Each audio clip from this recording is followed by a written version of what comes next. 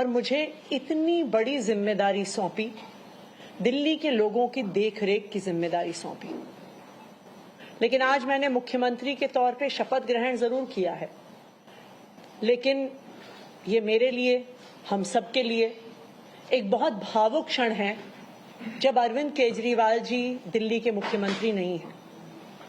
अरविंद केजरीवाल जी वो व्यक्ति हैं जिन्होंने पिछले 10 सालों में दिल्ली की तस्वीर को बदल डाला, जिन्होंने पिछले 10 सालों में दिल्ली की आम लोगों की जिंदगी को बदल डाला।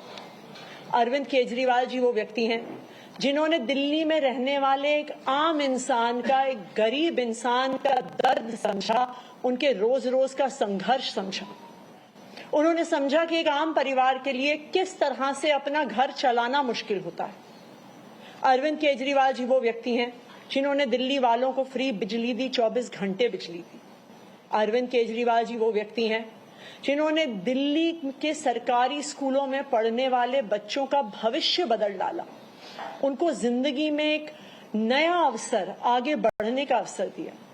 अरविंद केजरीवाल जी वो व्यक्ति हैं जिन्होंने दिल्ली की महिलाओं को शिक्षा में, रोजगार में आगे बढ़ने का मौका दिया, फ्री बस यात्रा देके। अरविंद केजरीवाल जी वो व्यक्ति हैं जिनकी वजह से आज दिल्ली के लोगों को अपने परिवार के सदस्य का इलाज करवाने के लिए अपने गहने नहीं गिरवी रखने पड़ते, अपने घर नहीं गिरवी रखने पड़ते, क्योंकि सरकारी अस्पतालों में अच्छा इलाज होता है। तो जब अरविंद केजरीवाल जी दिल्ली के मुख्यमंत्री नहीं रहते तो ये हम सब के लिए एक बहुत मुश्किल और एक भावुक घड़ी। आज क्यों अरविंद केजरीवाल जी दिल्ली के मुख्यमंत्री नहीं हैं?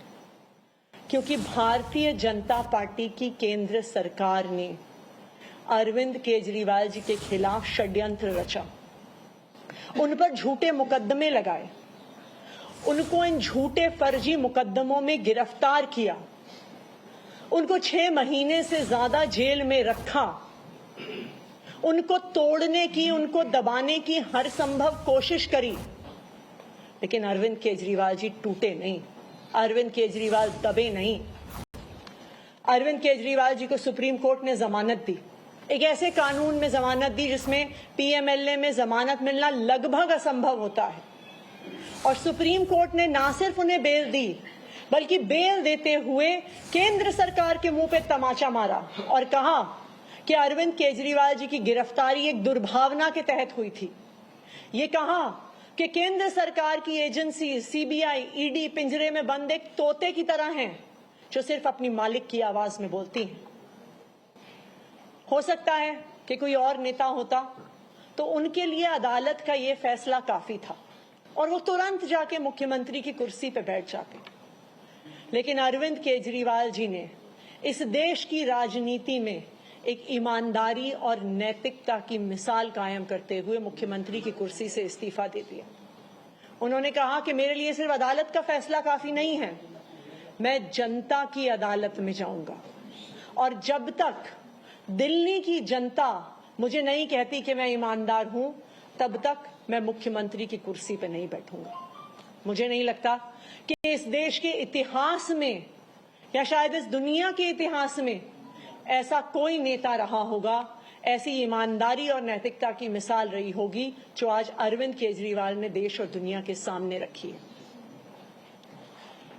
अब हम सभी दिल्ली वालों को मिलकर एक ही काम करना है, अरविंद केजरीवाल जी को फिर से फरवरी में होने वाले चुनाव में दिल्ली का मुख्यमंत्री बनाना है। अगर दिल्ली के लोग अरविंद केजरीवाल जी को दिल्ली का मुख्यमंत्री नहीं बनाते तो जो फ्री बिजली आज दिल्ली वालों को मिल रही है, भारतीय जनता पार्टी अपना षड्यंत्र रच के उसको खत्म कर देगी। जो सरकारी स्कूल अरविंद केजरीवाल जी ने सुधारे हैं वो फिर से बदहाल हो जाएंगे, मोहल्ला क्लिनिक बंद हो जाएंगे, अस्पतालों में इलाज बंद हो जाएगा, महिलाओं की फ्री बस यात्रा बंद हो जाएगी। तो 2 करोड़ दिल्ली वालों को मिलकर फिर से अरविंद केजरीवाल जी को दिल्ली का मुख्यमंत्री बनाना है। अगले 4 महीने के लिए मेरा यही काम रहेगा कि जो दिल्ली वाले परेशान रहे पिछले 1-1.5 साल में, जब से भारतीय जनता पार्टी का षड्यंत्र शुरू हुआ, जब से भारतीय जनता पार्टी ने एक-एक करके हमारे नेताओं को जेल में डालना शुरू किया, जब से भारतीय जनता पार्टी ने एक एक करके हमारे मंत्रियों को जेल में डालना शुरू किया, जब से भारतीय जनता पार्टी के एलजी साहब ने दिल्ली सरकार के काम रोकने शुरू किए, आप देखिए पिछले 2 साल में भारतीय जनता पार्टी ने दिल्ली वालों को परेशान करने में कोई कसर नहीं छोड़ी। जब से अरविंद केजरीवाल जी जेल गए, दिल्ली वाले भी परेशान हुए। भारतीय जनता पार्टी ने दिल्ली वालों के पानी के बिल हम ठीक करना चाहते थे, उन्होंने उस काम को रोक दिया। भारतीय जनता पार्टी ने जो सड़क के रिपेयर के काम है वो रोक दिए। भारतीय जनता पार्टी और उनके एलजी साहब ने अस्पताल में मिलने वाली दवाइयां रोक दी, अस्पताल में और मोहल्ला क्लिनिक में टेस्ट रोक दिए, दिल्ली से कूड़ा उठना रुक गया। लेकिन मैं आज आपको आश्वासन दे रही हूं कि अब अरविंद केजरीवाल जी जेल से बाहर आ गए हैं और उनके मार्गदर्शन में दिल्ली में कूड़ा भी उठेगा, सड़कें भी ठीक होंगी, पानी के बिल भी ठीक होंगे, दिल्ली में जो सीवर की समस्या है वो भी ठीक होगी, जो दवाइयां नहीं मिल रही हैं उसको भी हम ठीक करेंगे। मैं दिल्ली वालों को यह आश्वासन देना चाहती हूं कि अब अरविंद केजरीवाल जी जेल से बाहर हैं, भारतीय जनता पार्टी का कोई भी षड्यंत्र हम सफल नहीं होने देंगे। Thank you. All right, Delhi's new Chief Minister Atishi there listing out what her targets in the next few months would be. She hit out at the BJP saying that Arvind Kejriwal was arrested on false allegations against him, on false cases that the BJP had made against him.